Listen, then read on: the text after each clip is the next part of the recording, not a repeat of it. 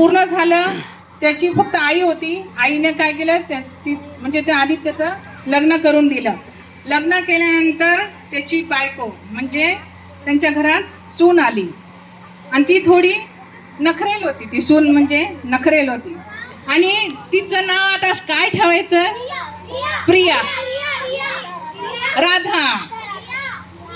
त्या सुनेचं नाव होतं, म्हणजे आदित्यच्या बायकोचं नाव होतं राधा. बरं सांगा, ऐकाय का व्हिडिओ सुरू आहे म्हणलं ना तुम्हाला. त्या आदित्यच्या बायकोचं नाव होतं राधा. पण मग काय झालं, राधाला जसे घरी संस्कार भेटायला पाहिजे ना, तसे संस्कार भेटलेले नव्हते. तिला काय व्हायचं, आदित्यच्या आईची नेहमी अडचणच वाटायची.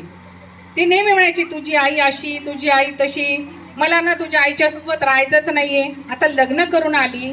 लग्न करून आल्यानंतर आता जसं आपण आपल्या आईवडिलांसोबत राहतो तसं आदित्यच्या आईवडिलांसोबतही मुलींना लक्ष द्या.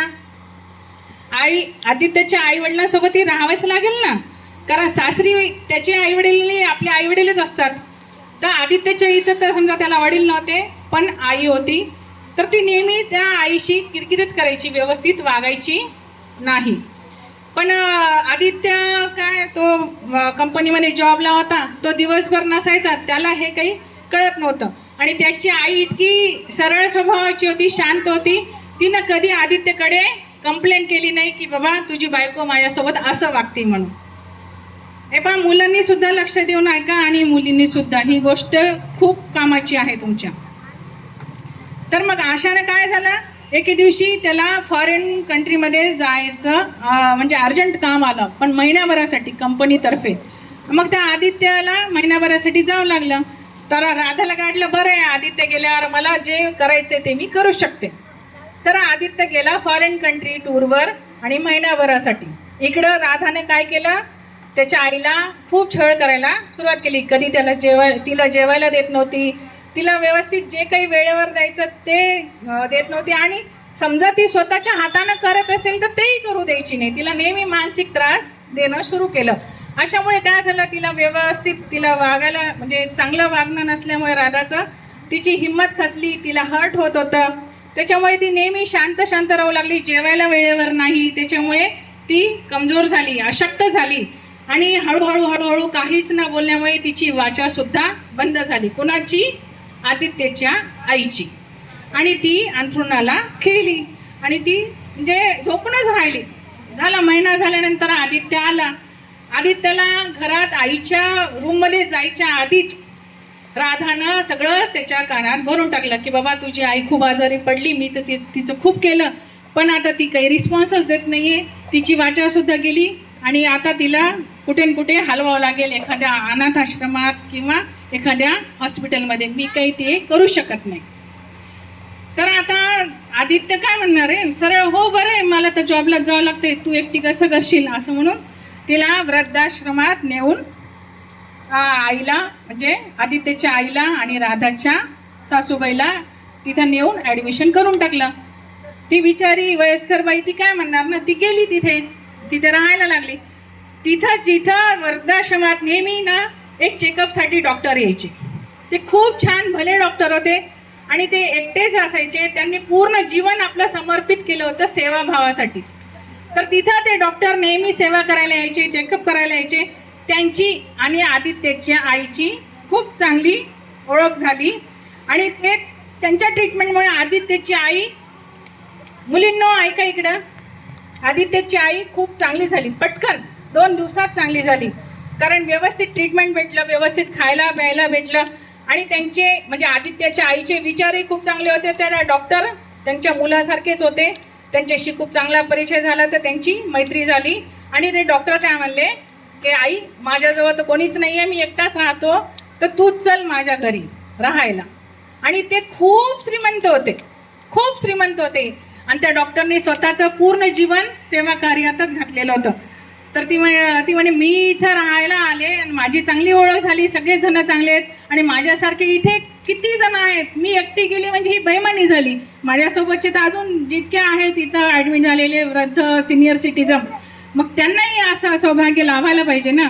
तर ते म्हणे काही हरकत नाही ना, 4 दिवस ते इथं राहतील, 4 दिवस तुझ्यासोबत माझ्या घरी राहतील, पण तुम्ही सगळ्यांनी आनंदी राहावं आणि तू माझी आई बनवून राहावं ही माझी इच्छा आहे. मग त्या आशाने काय झालं, ती हो म्हणली आदित्यची आई, आणि ती त्यांच्याकडे राहायला गेली. एकदम अप टू डेट, एकदम मॅडम सारखं. कारण एवढ्या मोठ्या डॉक्टरची बायको, सॉरी आई, एवढ्या मोठ्या डॉक्टरची आई आणि नामांकित डॉक्टर, आणि त्यांच्यासोबत बाकीच्यांच्या सुद्धा भविष्य उज्ज्वल झालं. ते पण 4 दिवस इकडं राहायचे, 4 दिवस तिकडं राहायचे. आणि इकडं काय झालं, आदित्यच्या सोबत उलट झालं. आई इकडे गेली की 3-4 दिवसानंतरच राधा आजारी झाली. राधाला काय झालं हे कळायचं ना, फक्त आजारपणे, पण एवढं सगळ्या डॉक्टरांना दाखवलं पण काही डायग्नोस होईना. आणि असं करत करत तिचं सुद्धा खाणं सुटलं, पाणी सुद्धा पिल्या जाईना गेला. आणि तिला सुद्धा म्हणजे आता आदित्य तर नेहमी जॉबला जायचा, पण हिची सेवा करता करता, बायकोची सेवा करता करता त्याचं जॉब सुद्धा सुटलं. आणि त्याच्या ट्रीटमेंटमध्ये बायकोच्या त्याला घरदार सगळं विकावं लागलं आदित्यला. पण ह्याची बायको राधा काही चांगली झाली नाही. आता त्याला काय वाटलं, बाबा आता आपलं तर सगळंच गेलं, आपलं करणार कोण, आणि मी एकटाच पडलोय, तर चला आपण हिला अनाथ आश्रममध्ये नेऊन ॲडमिट करावं. कुणाला? राधाला. आदित्यने राधाला नेलं अनाथ आश्रमात ॲडमिट करायला. तिथं गेल्यावर आता हे वृद्धाश्रम आणि ना अनाथ आश्रम एकच चॅरिटेबल मालकाचे होते, जवळजवळच डिपार्टमेंट होतं. तिथं गेल्यावर एकदम आदित्यला अचानक आई दिसली, आणि आईचं एकदम स्वरूपच बदललेलं. आणि आईनं तर आपल्या मुलाला लगेच ओळखलं. आणि एक मुलगा तरी क्रूर होऊ शकतो, पण आई कधीच क्रूर राहत नाही. तिने लगेच आदित्यला मिठी मारली आणि अरे बाळा तू कसा आहेस विचारलं. तर त्याच्याकडनं सगळं त्याच्या आईला कळाले की काय झालं काय नाही. तर ती म्हणे अगं अरे काही नाही, माझा म्हणे इथं आणलेला मुलगा डॉक्टर आहे, तो खूप छान आहे, सेम म्हणे जो काही इलाज माझ्यासोबत केला ते तुझ्या म्हणजे आपल्या सुनेच्या करल, आणि तू त्याला इथं ठेव, मी सगळी काळजी घेईल. लगेच त्या डॉक्टरांना सांगून त्याची सगळी ट्रीटमेंट करायला लावली, आणि राधासुद्धा चांगली झाली. पण बघा आई असताना तिने तिची ट्रीटमेंट करायला लावली, राधा चांगली झाली. मग त्या आदित्यला हा प्रश्न पडला की आई तू तर घरातून गेली, आणि तू एवढ्या मोठ्या डॉक्टरची आई कशी झालीस, एवढा मोठा मालक कशी झाली एवढ्या मोठ्या बंगल्याची. तर तिने सांगितलं की तो मला मुलगा मानतोय, आणि त्याच्यासोबत मी सुद्धा समाजकार्य करते, इथं सगळ्यांची सेवा करते, आणि त्याच्यामुळे मी असं माझ्यासोबत घडलेलं आहे. म्हणजे त्याच्यावरून तुम्ही बघा की देव कसा आहे, देव न्याय बरोबर करतो.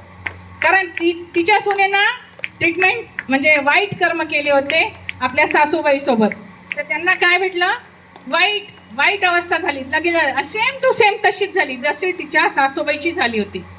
आणि इकडे या आजीची कशी, त्यांना डॉक्टर रूपामध्ये एक मुलगा भेटला, कारण त्यांचा स्वभाव चांगला होता आणि लोकांसाठी नेहमी चांगले विचार ठेवायच्या त्या इकडं त्याच्यामुळे. पण आई आहे, आईच आहे शेवटी. तिने काय म्हणले, ठीक आहे आपण सगळे परत मिळून मिसळून राहू. तिने डॉक्टरला म्हणली असं आहे म्हणे, आता हा पण माझा सख्खा मुलगा आहे, आणि डॉक्टर तर समाजसेवी स्वभावाचे होते.